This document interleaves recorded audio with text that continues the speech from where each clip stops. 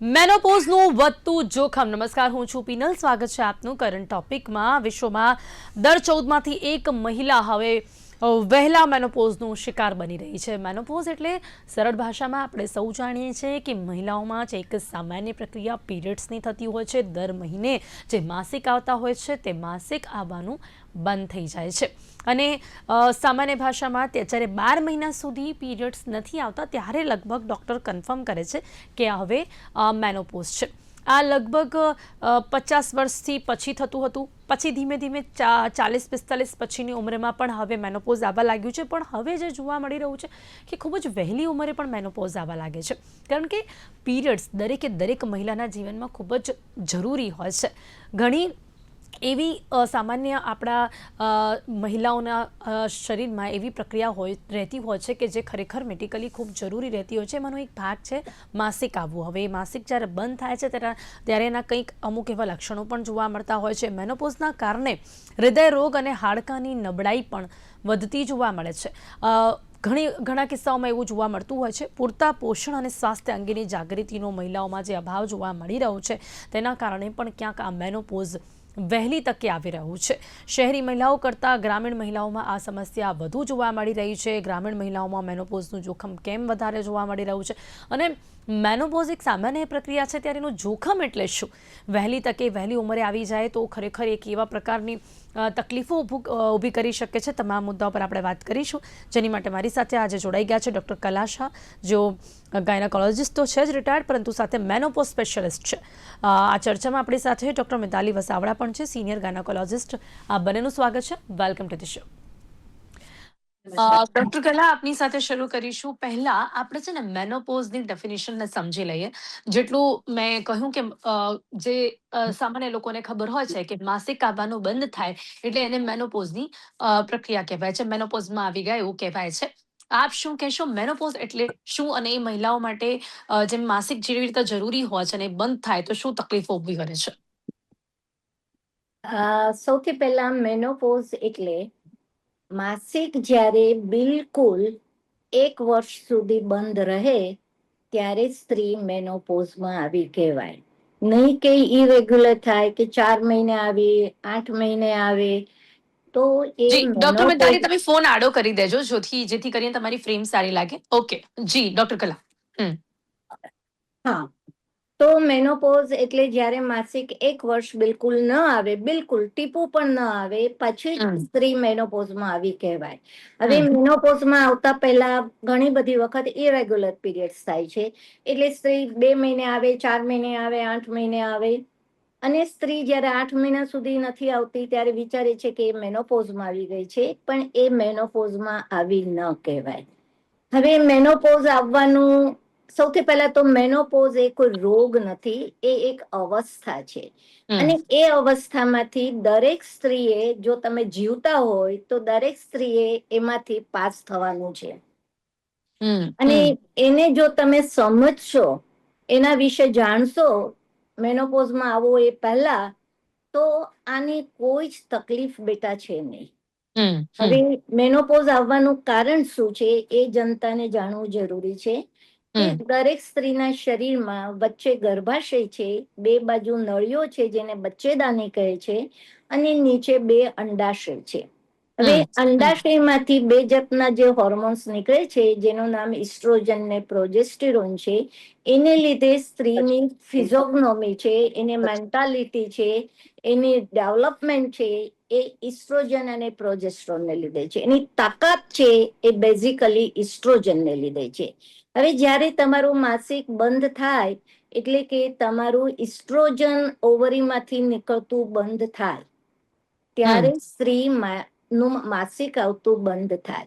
હવે ઇસ્ટ્રોજન તમારી તાકાત છે, અને હવે જ્યારે એ જ ન નીકળે તો નેચરલી તમારામાં વીકનેસ આવે, તમને થાક લાગે, તમને સમજણ ના પડે. પણ ઇફ યુ થિંક કે ભાઈ પહેલેથી સમજ હોય કે ભાઈ 45 વર્ષની આજુબાજુમાં, 45 થી 50 વર્ષની ઉંમર સુધીમાં તમે મેનોપોઝમાં આવતા હો છો, અને જ્યારે તમે આવો અને તમારામાં અવેરનેસ છે કે આ થાક લાગવાનો છે, ગુસ્સો આવવાનો છે. થાક લાગે એટલે માણસને નેચરલી ગુસ્સો આવવાનો જ છે, કારણ કે કામ થતું નથી.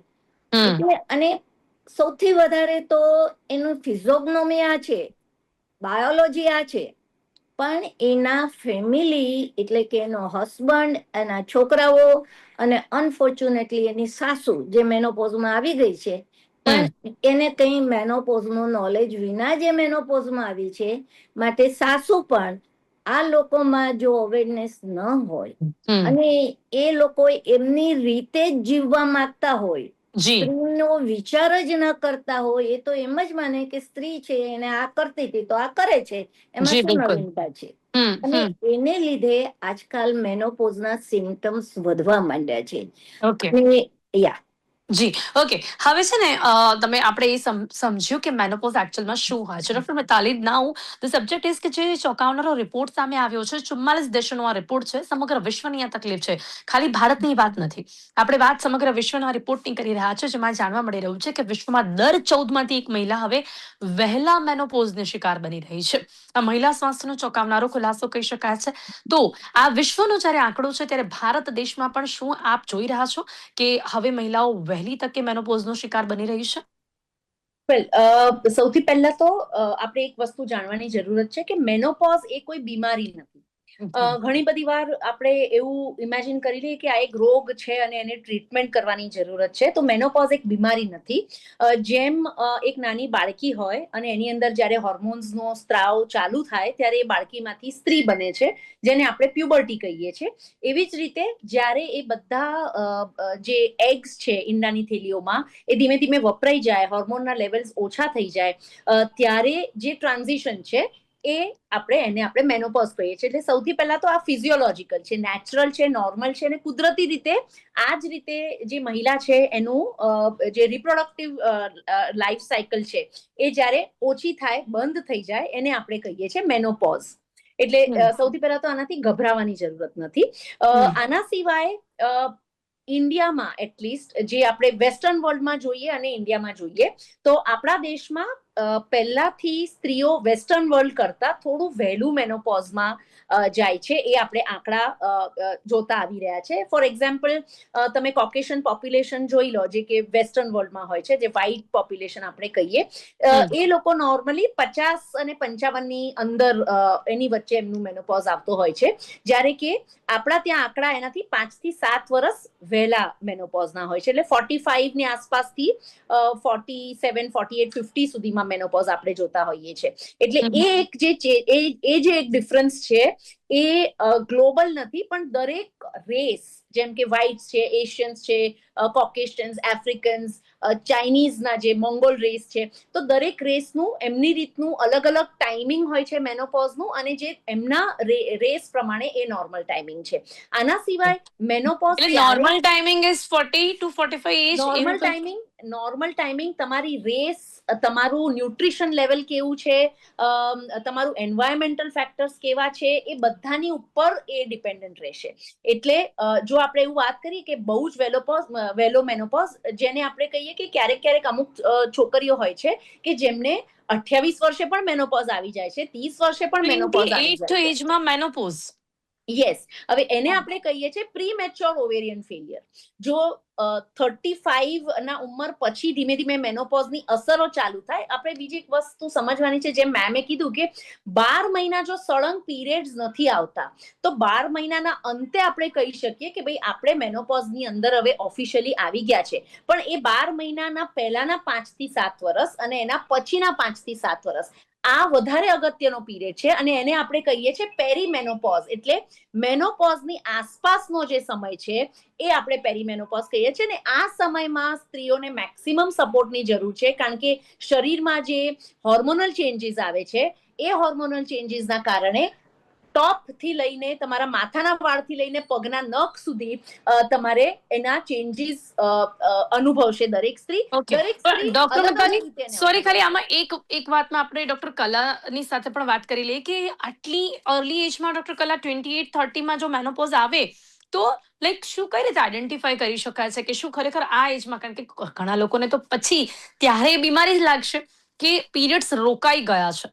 ઓકે, નાઉ એ કેવી રીતે તમે એને કહી શકશો કે આ મેનોપોઝ છે? ડોક્ટર કલા, ઇઝ ધીસ પોસિબલ કે આ 30, 28માં કેટલા લોકોને એવું થતું હશે? ના, એનું ડાયગ્નોસિસ આપણે કરી શકીએ છીએ અને એ ડાયગ્નોસિસમાં સૌથી પહેલા મારી દ્રષ્ટિએ વજાઇનલ સ્મિયર અથવા તો પેપ સ્મિયર કહે છે કે જે સફેદ પાણીની તપાસ છે એમાં તમને હોર્મોનલ લેવલ મળે છે. એનો કેપી ઇન્ડેક્સ હોય છે અને એ આપણને કહે છે કે તમારા શરીરમાં પેરાબેઝલ એટલે ઇમેચ્યોર સેલ અને ઇન્ટરમીડિયેટ એટલે અધવચ્ચેના અને ત્રીજું ઇસ્ટ્રોજનને લીધે સ્ક્વેમસ સેલ કહેવાય.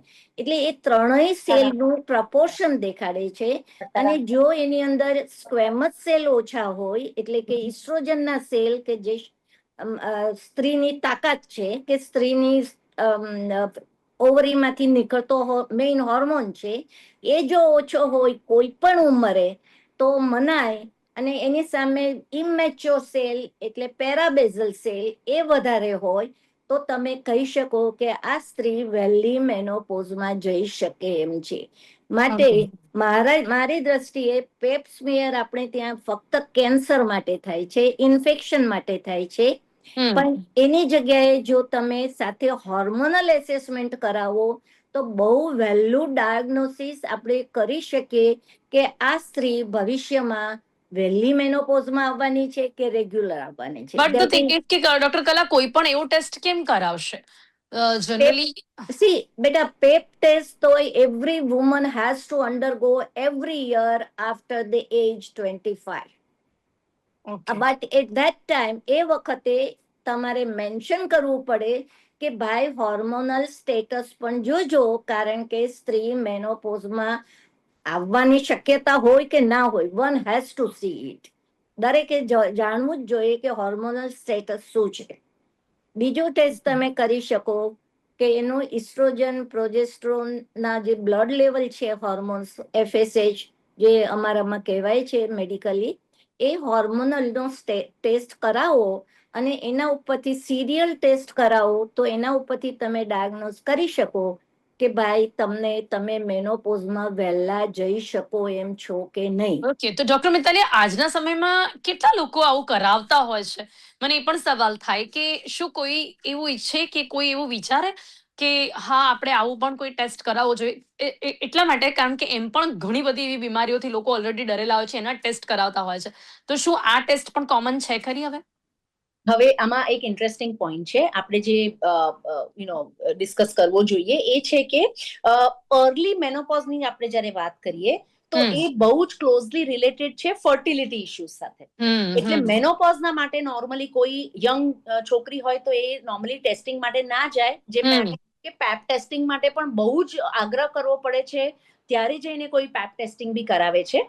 પણ ફર્ટિલિટીમાં જ્યારે પ્રોબ્લેમ આવે કે બાળક નથી થતું કે ભાઈ બાળક થશે કે નહીં એવો જ્યારે પ્રશ્ન આવે ત્યારે ઓલવેઝ આપણે વધારે એક્ટિવ થઈ જઈએ છીએ કે ભાઈ આપણે કઈ પ્રીમેચ્યોરલી જો વહેલો મેનોપોઝ આવી જાય ઓટોમેટિકલી ઇટ મીન્સ કે ફર્ટિલિટી પણ ઓછી થઈ જશે. અને ફર્ટિલિટીને ટેસ્ટ કરવા માટે એક બહુ જ સરસ ટેસ્ટ છે જેને આપણે AMH ટેસ્ટ કહીએ છીએ, એન્ટી મુલેરિયન હોર્મોન. આ જે હોર્મોનનો લેવલ તમારા બ્લડમાં છે એ જો ઓછો થઈ જાય છે પ્રીમેચ્યોરલી તો એનો મતલબ છે કે આપણા ઈંડાની થેલીઓ જેને કે આપણે ઓવરીઝ કહીએ એની અંદર ઈંડાનું એક રિઝર્વ લઈને દરેક છોકરી પેદા થતી હોય છે અને એ રિઝર્વ યથાવત રહે છે એની આખી લાઈફ. જેમ જેમ એમાંથી એગ્સ ઓછા થાય એમ આ હોર્મોન AMH ઓછું થાય છે અને એના ઉપરથી આપણે એક અંદાજો લગાડી શકીએ કે કેટલું AMH છે તો મેનોપોઝ અંદાજથી એક્ઝેક્ટલી નથી આવતું પણ અંદાજથી કેટલો દૂર છે. ફોર એક્ઝામ્પલ આપણું જો AMH લેવલ 1 થી ઓછું હોય તો દેટ મીન્સ આપણી ફર્ટિલિટી લેવલ ઓછી છે કમ્પેર ટુ 25-26 વર્ષની છોકરીનું AMH લેવલ ઓછું આવે તો દેટ મીન્સ કે ફર્ટિલિટી લેવલ ઓછી છે which also in turn means કે મે બી મેનોપોઝ એને થોડો વહેલો આવી શકે. હવે પોઈન્ટ એ આવે છે કે તો આવું કેમ થાય છે, તો એક છે જે પ્રીમેચ્યોર ઓવેરિયન ફેલિયર તરીકે ઓળખાય છે. એ વસ્તુ બહુ જ રેર છે જેમાં બહુ જ વહેલું મેનોપોઝ આવી જાય. ઈંડાની થેલીઓમાંથી જે હોર્મોનનું પ્રોડક્શન છે એ સમય પહેલા ટોટલી બંધ થઈ જતું હોય છે. પણ વર્સિસ જે વધારે કોમન વસ્તુ છે જેમાં ફર્ટિલિટી લેવલ વહેલો ઓછો થઈ જાય છે અને એના કારણે આપણે ઘણીવાર આની ડિસ્કશનને ચર્ચા કરી છે કે આજકાલ આપણે કેમ એવું જોઈએ છે કે ઇનફર્ટિલિટી માટે IVF ને આ બધું વધારે કરાવવાની જરૂરત પડે છે. તો આ રીઝન એ છે કે એના માટે એન્વાયરમેન્ટલ ફેક્ટર્સ, તમારી લાઈફસ્ટાઈલ કેવી છે, તમારું સ્લીપ સાયકલ કેવા છે, તમારું ઉપર સ્ટ્રેસ કેટલું છે, તમે ખાવા પીવામાં શું લો છો, એક્સરસાઇઝ કરો છો કે નહીં, આ બધી વસ્તુઓ પણ કશે ને કશે ડિટર્મિન કરવામાં ઇમ્પોર્ટન્ટ છે કે ઈંડાની થેલીમાં ઈંડાનું જે ડિસ્ટ્રક્શનનું રેટ છે એ કેટલું ફાસ્ટ કે કેટલું સ્લો થાય છે.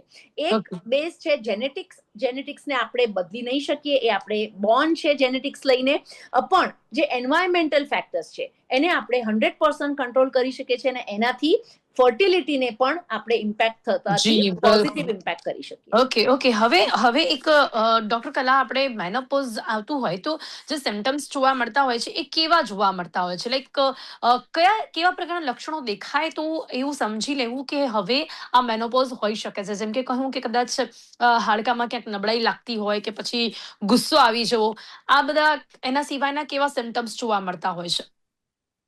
જેમ મેં કહ્યું કે મેનોપોઝની તકલીફ માથાના વાળથી પગના નખ સુધીમાં થઈ શકે છે. એટલે કે એક અવયવ એમાં એના ઉપર ઇફેક્ટ એને ઇસ્ટ્રોજનની થાય છે. બેઝિકલી માણસોને યુઝ્યુઅલી શરૂઆત કાં તો હોટ ફ્લેશિસ, એકાએક ગરમી લાગવી, પસીનો થવું, એ થાય. અને જો એમને જાણકારી હોય કે આ વસ્તુ મેનોપોઝમાં થઈ શકે છે આવતા પહેલા, તો એને વધારે સારું પડે. બીજું, બધાની અત્યારના સાયકોલોજી એટલી બધી ચેન્જ થઈ ગયેલી છે કે ડિપ્રેશન, ટેન્શન, નાની નાની બાબતમાં સ્ટ્રેસ કરવાનું, ગુસ્સો કરવાનું. એટલે usually most of the time husband જ આવીને કહેતા હોય છે કે મારી બૈરીમાં બધા બહુ ચેન્જીસ આવ્યા છે. સ્ત્રીને તો ખબર હોતી નથી, પણ પુરુષને ખબર પડતી જ હોય છે કે આ પહેલા કશો મને સામો જવાબ નહોતી આપતી, એની જગ્યાએ હવે આટલા બધા મને સામા જવાબ આપે છે, એનું ધારેલું એ કામ કરે છે, મને ગુસ્સો કરે છે, બધાના વાંક કાઢે છે. સો મેન્ટલ ઇરિટેશન તમને થોડુંક વધારે થવાનું શરૂ થાય તો તમે જાણી શકો છો. હવે હાડકાનું તે જે વાત કરી કે હાડકા પોલા થાય કે હૃદયની તકલીફ થાય, ચેસ્ટ પેઇન થાય કે થાઇરોઇડની તકલીફ થાય, that is not much relation with estrogen, but actually તમારી ઉંમર જે છે મિડ એજ 40 પછી ગમે ત્યારે મેનોપોઝ આવતો હોય છે. આઈડિયલ 45 થી 50 વર્ષનો આપણા દેશમાં. પણ જ્યારે અને આ બધા રોગ છે, diabetes, thyroid, hypertension, heart, mental symptoms, એ બધા મિડ એજમાં એન્ટ્રાન્સ હોય છે એમનો. એટલે વન્સ ઇટ કમ્સ, ધારો કે કોઈને થાઇરોઇડ થયું 40-42 વર્ષે, યુ કાન્ટ સે, આપણે ન કહી શકીએ કે એ મેનોપોઝમાં આવવાની છે માટે થાઇરોઇડ થયું છે. મેનોપોઝમાં આવવાની છે એના માટે જો વિચાર કરીએ તો એનું સ્ટ્રેસ લેવલ ડિફરન્ટ થઈ જાય છે, થાક લેવલ ડિફરન્ટ થઈ જાય છે, એની મેન્ટાલિટી આખી બદલાઈ જાય છે, એનું બિહેવિયર આખું બદલાઈ જાય છે, અને એને થોડા હોટ ફ્લેશિસ, શરીરમાં ગરમી ઠંડી લાગતી હોય છે. મારી દ્રષ્ટિએ ધીઝ આર ક્લિનિકલ સિમ્ટમ્સ. પછી ડાયગ્નોસિસ તમે કરો, બ્લડ કરો ને પેપ ટેસ્ટ કરો ને ફાઇન્ડ આઉટ કરો, then you તો can અર્લી એજમાં હોય તો ઓકે. અગર જો આફ્ટર 48-50 માં આવી રહ્યું છે તો એને સામાન્યતઃ સ્વીકારી જ લેવું પડે કે ઓકે આ મેનોપોઝ છે. એને તમે સ્વીકારી લ્યો બેટા, પણ you need to go for the થોડા ઇન્વેસ્ટિગેશન્સ તમારે એ ઉંમરે કરાવવા જ પડે. એમ ના માની લો કે તમે મેનોપોઝમાં આવવાના છો માટે 48 વર્ષે તમને આવું થાય છે. તમારે સોનોગ્રાફી, આપણે જે વાત કરીએ છીએ એ ગરીબ પ્રજાની, એટલે ગામડાની અને આપણી પ્રજાની, એવરેજ પ્રજાની વાત કરીએ છીએ. હાયર ક્લાસની હું નથી વાત કરતી અત્યારના. તો ગરીબ પ્રજામાં સૌથી સહેલામાં સહેલું તપાસ કઈ કે જે ગામડામાં માણસ કરાવી શકે છે, એની પેલ્વિક સોનોગ્રાફી, એટલે કે ગર્ભાશયની સોનોગ્રાફી. અને ગર્ભાશયની સોનોગ્રાફીમાં જે અંદરની દિવાલ કહીએ આપણે, બહારની નહીં, અંદરની દિવાલ, એ દિવાલની થિકનેસ, એની જાડાઈ, નોર્મલ એબનોર્મલ નહીં, પણ જાડાઈ કેટલી છે, 2 મિલીમીટર છે, 4 મિલીમીટર છે, 10 મિલીમીટર છે, એ જો આપણે માપે દરેક સોનોલોજીસ્ટ, તો એના ઉપરથી આપણને જજમેન્ટ આવે કે 48 વર્ષે જો આપણી અંદરની લાઇનિંગની થિકનેસ ઓછી થઈ હોય, હમ, દેટ હમ. મીન્સ 4 થી 5 મિલીમીટર હોય, તો તમે એમ કહી શકો કે આ સ્ત્રી મેનોપોઝ બાજુ જાય છે. ઓકે, એટલે એ જે ટેસ્ટ છે એ સામાન્ય રહેતો હોય છે, એનાથી ગામડાના, કારણ કે આ ગામડામાં આ સમસ્યા વધુ જોવા મળી રહી છે. ત્યાં ગ્રામીણ મહિલાઓ છે એ લોકોને વહેલી તકે જે મેનોપોઝ છે તે આવી રહ્યું છે તેવા કિસ્સાઓ વધુ જોવા મળી રહ્યા છે. તો આ ટેસ્ટ સામાન્ય તે લોકો પણ કરાવી શકે છે, જેનાથી એક અંદાજો આવી શકે છે. એક્ઝેક્ટલી. ઓકે, ડોક્ટર મિતાલી, નાઉ આપણે જે આખી આ ચર્ચા કરી છે કે જે મેનોપોઝ વહેલી તકે આવી રહ્યું છે એનું સોલ્યુશન શું છે? કારણ કે આપે કહ્યું કે જે 28-30 જે ખરેખર બહુ જ ચોંકાવનારી વાત મને લાગી કે 28-30માં પણ મેનોપોઝ આવી શકે છે. તો પછી શું, લાઈક વોટ, અગર જો એ ટેસ્ટ કરાવી અને ખબર પડી જાય કે હવે આ મેનોપોઝ છે ને વહેલી ઉંમરમાં આવી ગયું છે, સો નાઉ વોટ નેક્સ્ટ? અને પહેલું તો એવું કે આપણે શું એને રોકી શકીએ છીએ ખરા, અને નથી રોકી શકતા, આવી ગયું છે તો શું સોલ્યુશન? જો હવે કયા એજમાં આપણે મેનોપોઝની શરૂઆત થઈ છે એની ઉપર એનું મેનેજમેન્ટ પ્લાન ડિપેન્ડ કરશે. જો આપણે એવું જોઈએ કે બહુ જ વહેલી ઉંમરમાં, હવે લેટ્સ સે 20-22-25 વર્ષની આસપાસ, કે આપણે જેને મિડ 20s કહીએ, એની આજુબાજુ જો મેનોપોઝની ટેસ્ટિંગ કરાવ્યું ફર્ટિલિટીના કારણે કે કોઈ પણ બીજા સિમ્ટમ્સના લીધે, અને જો એવું આપણને દેખાયું કે લેવલ્સ બહુ જ ઓછા છે અને મેનોપોઝ કાં તો પેરીમેનોપોઝનું શક્યતા લાગે છે, તો એવા કેસમાં આઈ થિંક મેનોપોઝને રોકવાનું કે એનું કારણ શોધવાનું એ બધું સેકન્ડરી આવે છે. સૌથી પહેલા તો એ દીકરીને એની ફર્ટિલિટી ઇન્ટેક્ટ આપણે કેવી રીતે રાખી શકીએ, તો ફર્ટિલિટી પ્રિઝર્વેશનના આપણે ઓપ્શન્સ પહેલા જોઈ લેવા જોઈએ, which is by means of egg freezing. એટલે એમના જે એગ્સ છે એને આપણે ફ્રીઝ કરીને રાખીએ, તો આગળ જઈને આપણને ખબર છે કે આ મેનોપોઝ આવી ગયો છે, કાં તો અર્લી ઓવેરિયન ફેલિયર ચાલુ થઈ ગયું છે, તો ઈંડાની જે ક્વોન્ટિટી છે આગળ જતા ઓછી જ થવાની છે. તો આવા કેસીસમાં એગ્સને સૌથી પહેલા ફ્રીઝ કરી રાખીએ, એ આપણો ફર્સ્ટ પ્રાયોરિટી હોવું જોઈએ, કારણ કે આગળ જતા ક્યારેક પણ એને માતા બનવું છે તો એના પોતાના ઈંડા નહીં હોય એની પાસે, તો એને ત્યારે તકલીફ પડશે. Egg freezing should be the first priority. હવે આ જ વસ્તુ જો 35 એજ ગ્રુપના લેડીમાં છે, જેને ઓલરેડી 1 કે 2 બાળકો છે, કાં તો બાળક નથી કરવા, કે એમની શું પ્રાયોરિટીઝ છે એ જોઈને એનું મેનેજમેન્ટ થાય, તો ત્યારે જો એવું લાગે કે 2 બાળક છે હવે બીજા કરવા નથી, તો egg freezing is not a priority. અને દરેક એજ ગ્રુપમાં અમુક વસ્તુઓ છે જે મોડિફાયેબલ ફેક્ટર્સ છે, જે આપણા હાથમાં છે. હવે એ મોડિફાયેબલ ફેક્ટર્સના 4 સૌથી ઇમ્પોર્ટન્ટ પિલર્સ છે, જેમાંથી એક છે ડાયટ.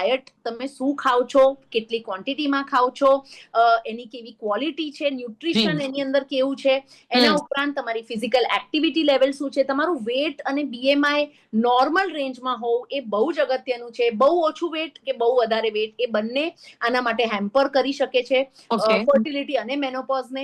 આના સિવાય તમારી સ્લીપ સાયકલ કેવી છે. આજે આપણે જોઈએ તો દરેક યંગ એજ ગ્રુપના દીકરા દીકરીઓ રાતે 2 વાગે 4 વાગ્યા સુધી ઇન્સ્ટાગ્રામ, સોશિયલ મીડિયા, બહાર જવું, આ એક લાઈફસ્ટાઈલ થઈ ગઈ છે, અને આ ખૂબ જ હાનિકારક છે ફર્ટિલિટી પોઈન્ટ ઓફ વ્યૂથી. અને ફાઇનલી મેનેજિંગ યોર સ્ટ્રેસ. એટલે આ 4 વસ્તુઓ આપણા હાથમાં છે. આ જો આપણે કરીશું તો મેનોપોઝને પણ દૂર ઢકેલી શકીશું, કાં તો નોર્મલ એજમાં લઈ જઈ શકીશું, અને ફર્ટિલિટીને પણ પોઝિટિવલી ઇમ્પેક્ટ. જી બિલકુલ, બિલકુલ. એટલે આ અમુક એવી બાબતો છે કે જેને ધ્યાનમાં રાખીને આપણે વહેલી ઉંમરે જે મેનોપોઝનો શિકાર થઈ રહી છે મહિલાઓ, તેને રોકી શકાય છે. સમય હવે અહીંયા સમાપ્ત થઈ રહ્યો છે. ડોક્ટર મિતાલી, ડોક્ટર કલા, આ બંને અમારી સાથે ચર્ચામાં જોડાયા, આપના જે એક્સપિરિયન્સ છે એના પરથી તમામ મહિલાઓને યોગ્ય માર્ગદર્શન આપ્યું, તે બદલ આપનો ખૂબ ખૂબ આભાર. Thank you so much. Thank you. તો મેનોપોઝનું આ વખતું જોખમ સમગ્ર વિશ્વની મહિલાઓ સામે આવી રહ્યું છે, જે રિપોર્ટમાં સામે આવ્યું છે. 44 દેશોના રિપોર્ટમાં મહિલા સ્વાસ્થ્યને લઈને ચોંકાવનારો ખુલાસો થયો છે, એટલે જ આજે ચર્ચા કરવાનો પ્રયાસ કર્યો છે કે વહેલી તકે આવતા આ મેનોપોઝના જોખમને કેવી રીતે રોકી શકાય છે. કરંટ ટોપિકમાં અત્યારે બસ આટલું જ. ફરીથી મળીશું નવા વિષયની સાથે. ત્યાં સુધી રજા આપશો. નમસ્કાર.